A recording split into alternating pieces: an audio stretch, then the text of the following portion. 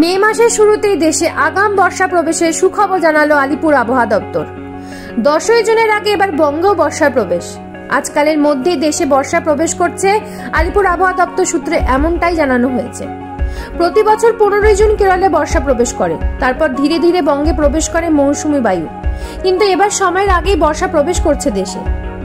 আন্দামান নিকোবর দ্বীপপুঞ্জেও নির্ধারিত সময় 3 দিন আগে অর্থাৎ 19 মে বর্ষা প্রবেশ করেছে।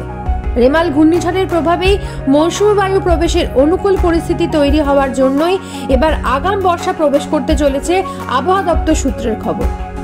1 জুন এবার ভারতের মূল ভূখণ্ডে বর্ষা ঢোকার কথা জানিয়েছিল হাওয়া অফিস, কিন্তু নির্ধারিত সময়ের একদিন আগে অর্থাৎ 31 মে বর্ষা প্রবেশ করতে চলেছে কেরলে। কেরল সহ উত্তর পূর্ব বঙ্গোপসাগর হয়ে উত্তর পূর্ব ভারতের রাজ্যগুলিতেও আগামী 2-3 দিনের মধ্যে মৌসুমী বায়ু অর্থাৎ বর্ষা ঢুকে পড়তে পারে। তীব্র গরমের হাত থেকে রেহাই পেতে আগাম বর্ষা আগমনের এই বার্তায় স্বভাবতই খুশি দেশবাসী।